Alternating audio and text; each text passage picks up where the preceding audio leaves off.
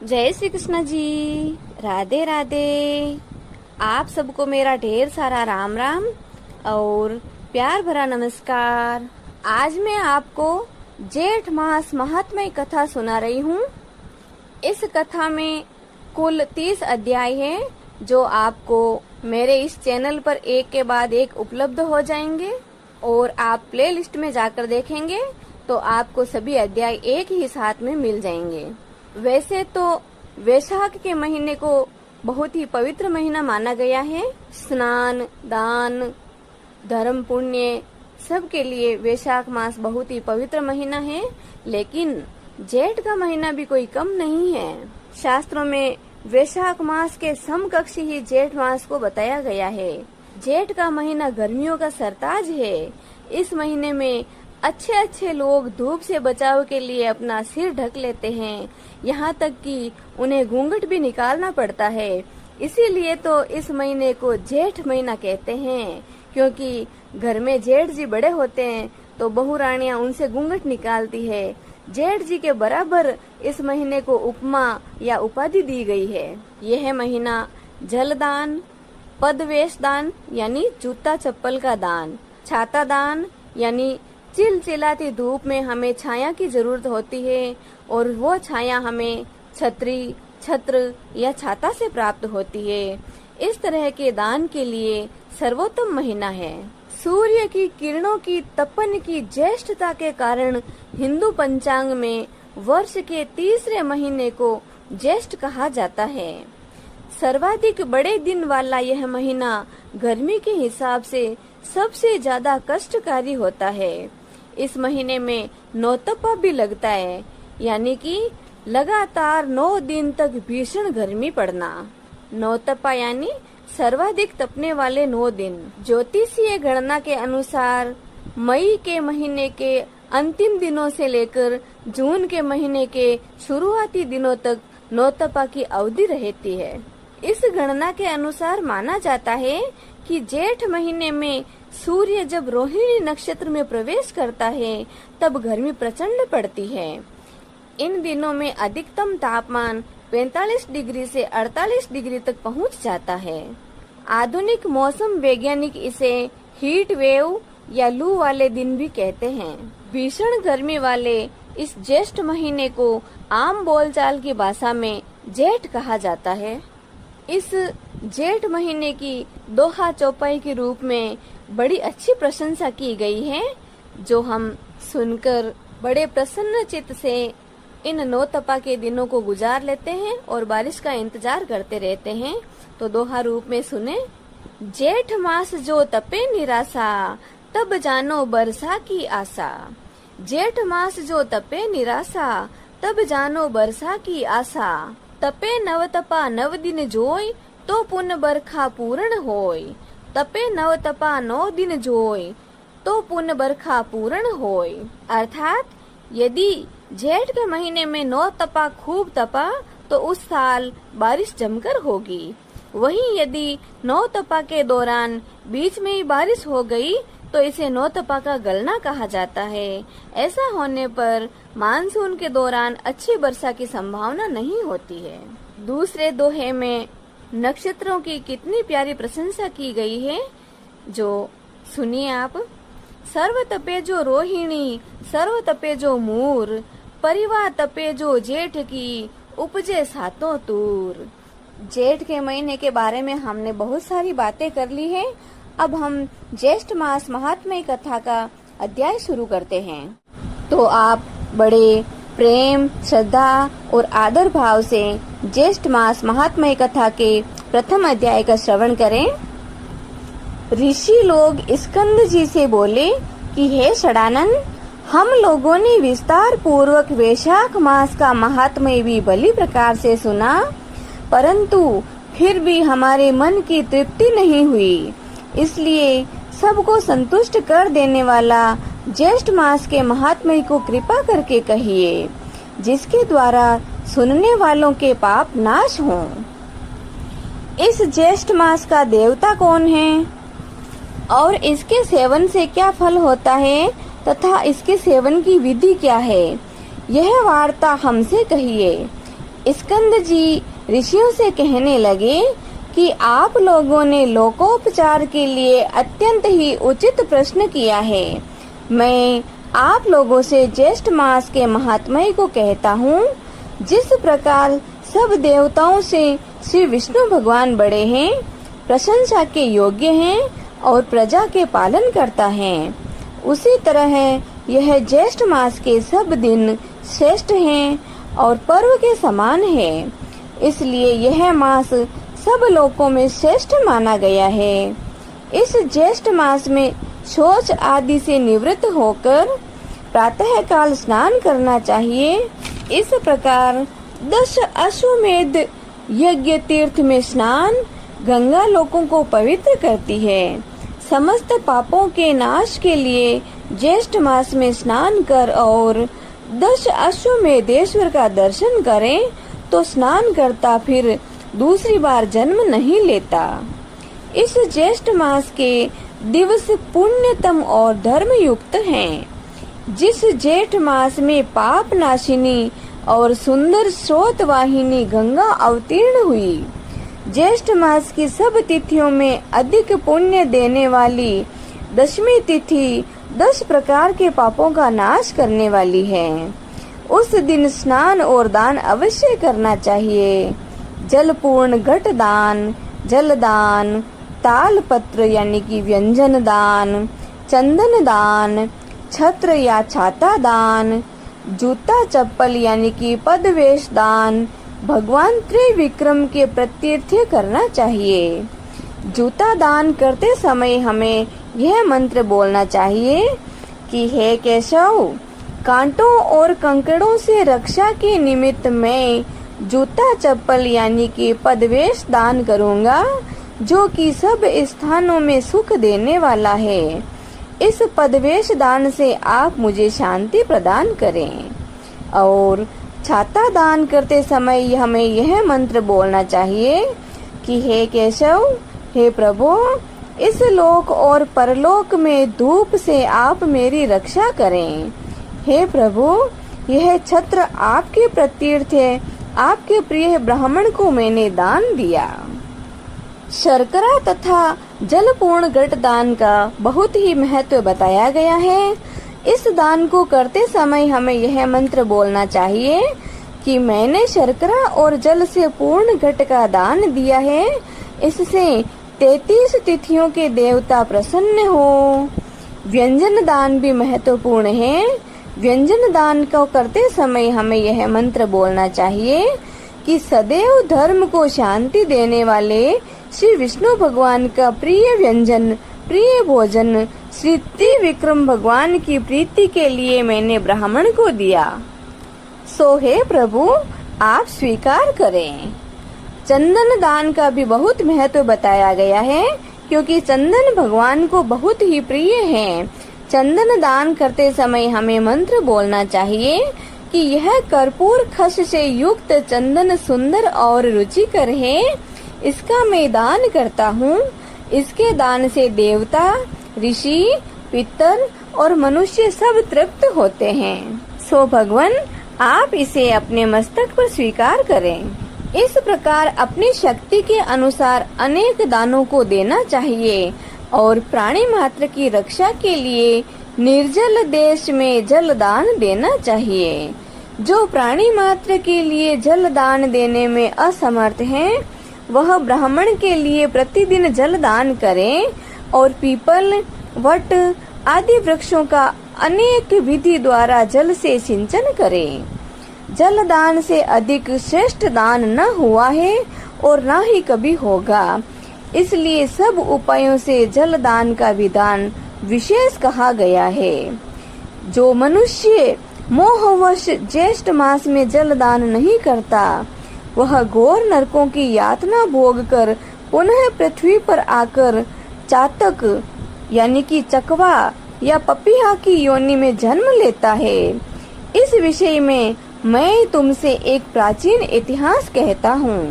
पूर्व काल में त्रेता युग के अंत में महिष्मतीपुरी में वेद वेदांग का पारंगत धर्मात्मा सुमंतु नाम का श्रेष्ठ ब्राह्मण था। उस ब्राह्मण की गुणवती नाम वाली स्त्री और देव शर्मा नाम वाला एक पुत्र था। देव शर्मा ब्राह्मण पुत्र सदैव देवता पूजन में निरत और अतिथि प्रिय था। किसी समय देव योग से वह समिधा लेने के लिए वन में गया। वहाँ वह प्रतप्त तेज किरणों और तृषा से अत्यंत व्याकुल हो गया। उस वन के तालाब के समीप जाकर वह एक वृक्ष की छाया में बैठकर जल पीकर समीप ही सो गया था। उस ब्राह्मण के भय से उस वन के जो मृग और पक्षीगण थे वे सब तृषा से पीड़ित होकर व्याकुल हो गए और कुछ मर भी गए। सूर्य नारायण के अस्त हो जाने पर जब उसकी निद्रा दूर हुई तब वह ब्राह्मण अपने घर आया। जब अज्ञात दोष से वह ब्राह्मण मर गया तो उसकी पतिव्रता स्त्री अपने पुत्र तथा धन आदि का त्याग करके उसके साथ ही अग्नि में प्रवेश कर गई और उसी अज्ञात कर्म दोष के फल से अनेक नरकों की यातना भोग कर पुनः अपनी स्त्री सहित चातक योनि में आकर अत्यंत दुखी हो गया। पूर्व जन्म के पाप को स्मरण करता हुआ अपने घर में आकर यानी कि वृक्ष के कोटरे में बैठकर निरंतर करुणा पूर्वक रुदन करने लगा। उसके रुदन को सुनकर उसके पुत्र ने अनेक बार उसे मना किया पर वह उस वृक्ष के कोटरे से नहीं निकला। तब क्रोधित होकर उसके पुत्र ने उस वृक्ष के कोटरे में आग लगा दी। उस अग्नि के ताप से उन दोनों चातक और चातकी के पंख जल गए और वे दोनों ही रात्रि के समय वृक्ष से नीचे गिर गए और परस्पर अपने कष्ट की बातें करने लगे। इनके पारस्परिक कष्ट की बात को सुनकर उनका पुत्र बड़ा ही विस्मित हो गया। यहाँ से वह श्रेष्ठ ब्राह्मणों के आश्रम में गया और अपने पिता का सब वृतांत उन ब्राह्मणों को कहकर उनसे अपने पिता के उद्धार का समाधान जानकर अपने घर आया। उस ब्राह्मण श्रेष्ठ ने उसी निर्जल वन में एक प्याऊ लगवा दी। उस प्याऊ के पुण्य प्रभाव से उसके माता पिता चातक योनि से छूटकर दिव्य रूप होकर सुंदर विमान में बैठकर भगवान विष्णु के धाम को चले गए।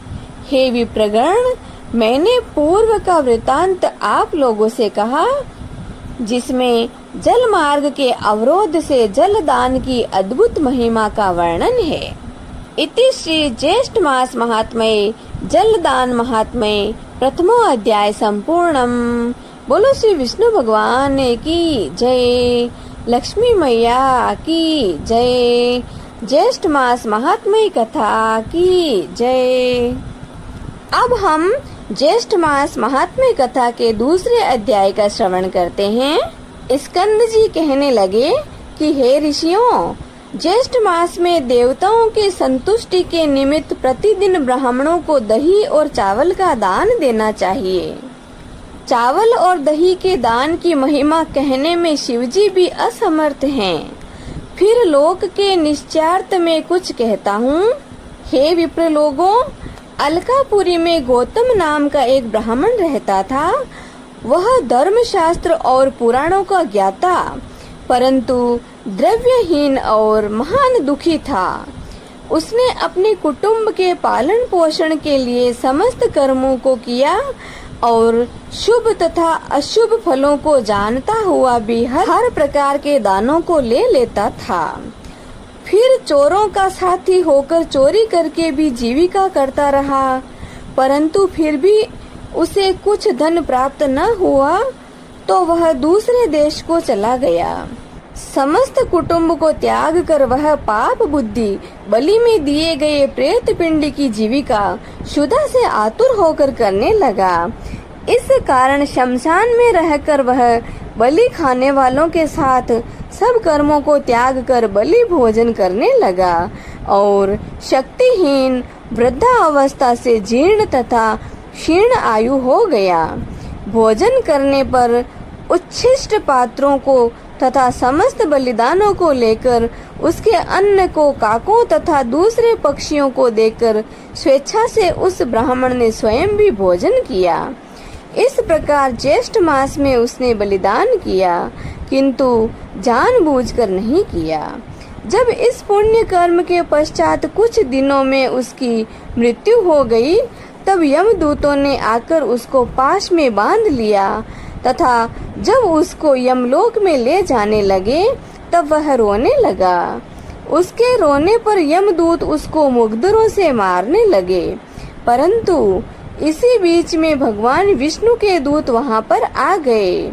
विमान पर सवार उन विष्णु दूतों ने यमदूतों को अलग हटा दिया और दिव्य देहधारी उस ब्राह्मण को विमान पर बैठाकर स्वर्ग लोक में ले आए।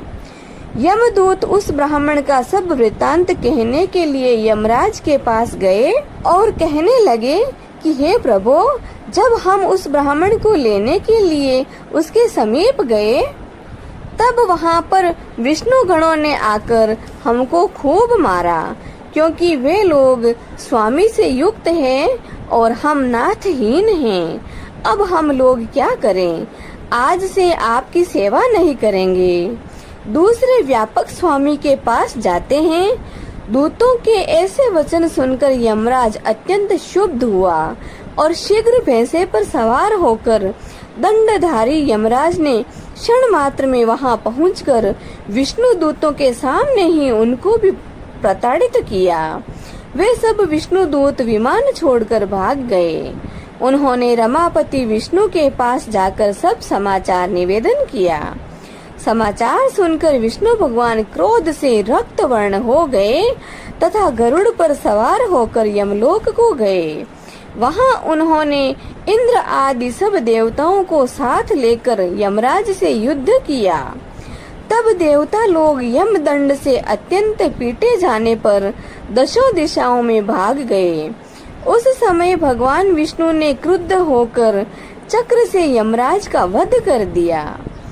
तब देवताओं ने ब्रह्मा जी को आगे कर भगवान विष्णु की स्तुति की। तब स्तुति से प्रसन्न होकर भगवान ने यमराज को जीवित कर दिया। धर्मराज ने भी उस समय दिनेश विष्णु को प्रणाम करके कहा कि हे भगवान, मेरे अपराधों को क्षमा करें। उसके पश्चात ब्रह्म आदि सब देवता अपने अपने स्थान को चले गए। तब अज्ञानवश उस ब्राह्मण ने दही और चावल का जो दान किया था, भगवान ने उसके प्रभाव का वर्णन किया। यह अज्ञातवश ज्येष्ठ मास में दही और चावल के दान का फल है। यदि जानकर श्रद्धा से दान किया जाए तो उसका तो कहना ही क्या। अतः प्रत्येक उपाय से ज्येष्ठ मास में द्विज जातियों को प्रतिदिन दही और चावल का दान कराना चाहिए तथा प्रतिदिन ब्राह्मणों के चरण धोकर सुगंधित चंदन से उनका पूजन करना चाहिए और सुगंधित पुष्पमाला, विविध प्रकार के पान की, आम या पन्ना का पान, लस्सी और शरबत आदि से सत्कार करना चाहिए तथा स्वयं सुगंध युक्त व्यंजन करवाकर पंखे से हवा करें। हे ब्राह्मणों, इस प्रकार जो ज्येष्ठ मास में स्नान, दान और पूजन आदि करते हैं, वे लोग परम गति को प्राप्त होते हैं। इति श्री ज्येष्ठ मास महात्म्य कथा ब्राह्मण मोक्ष प्रदान वर्णन द्वितीय अध्याय संपूर्णम। बोलो श्री विष्णु भगवान की जय, लक्ष्मी मैया की जय, जेठ मास महात्म्य कथा की जय। अब हम जगत के पालनहार प्रभु की आरती करते हैं। हरि ओम। शांताकारं भुजगशयनं पद्मनाभं सुरेशं विश्वाधारं गगनसदृशं मेघवर्णं शुभांगं लक्ष्मीकान्तं कमलनयनं योगिभिर्ध्यानगम्यं वन्दे विष्णु भवभयहरं सर्वलोकैकनाथम्। ओम जय जगदीश हरे स्वामी जय जगदीश हरे। भक्त जनों के संकट दास जनों के संकट क्षण में दूर करे। ओम जय जगदीश हरे। जो ध्यावे फल पावे दुख बिन से मन का। ओ प्रभु दुख बिन से मन का। सुख संपत्ति घरे आवे सुख संपत्ति घरे आवे। कष्ट मिटे तन का। ओम जय जगदीश हरे। मात पिता तुम मेरे शरण गहूँ किसे की। ओ स्वामी शरण गहूँ किसे की। तुम बिन और न दूजा आप बिन और न दूजा। मैं आस करूं जिसे की। ओम जय जगदीश हरे। तुम पूर्ण परमात्मा तुम अंतर्यामी। ओ प्रभु तुम अंतर्यामी। पार ब्रह्म परमेश्वर पार ब्रह्म परमेश्वर तुम सबके स्वामी। ओम जय जगदीश हरे। तुम करुणा के सागर तुम पालन करता। हो स्वामी आप पालन करता। मैं मूर्ख खल कामी मैं सेवक आप स्वामी। कृपा करो भरता। ओम जय जगदीश हरे। तुम हो एक अगोचर सबके प्राणपति। ओ प्रभु सबके प्राणपति। किस विध मिलो दयामय किस विध मिलो कृपामय। आपको मैं कुमति। ओम जय जगदीश हरे। दीन बंधु दुख हरता ठाकुर तुम मेरे हो। प्रभु रक्षक आप मेरे। करुणा हाथ बढ़ाओ श्रद्धा प्रेम बढ़ाओ। द्वार पड़ा तेरे। ओम जय जगदीश हरे। विषय विकार मिटाओ पाप हरो देवा। हो स्वामी कष्ट हरो देवा।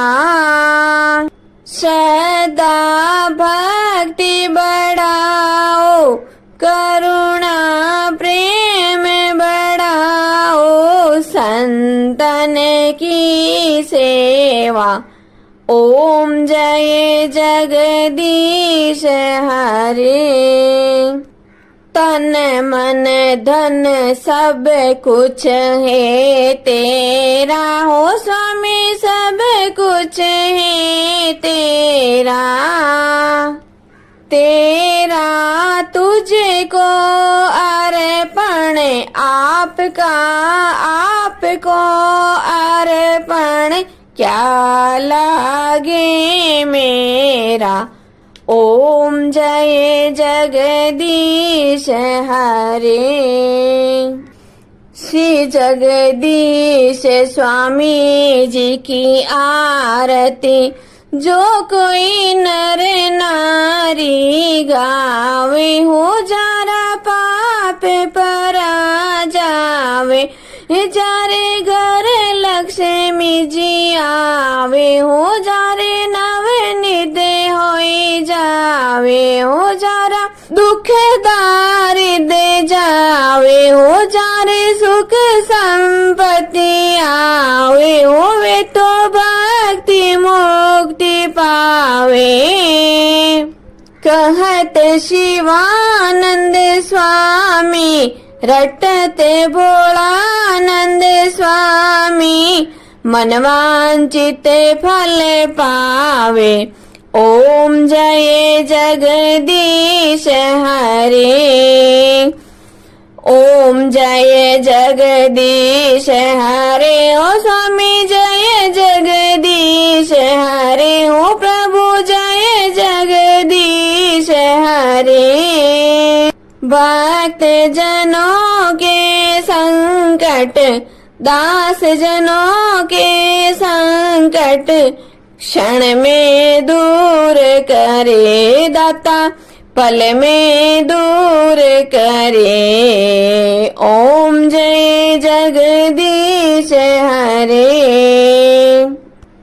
बोले श्री विष्णु भगवान की जय। आज के आनंद की जय। जय श्री कृष्णा जी। राधे राधे।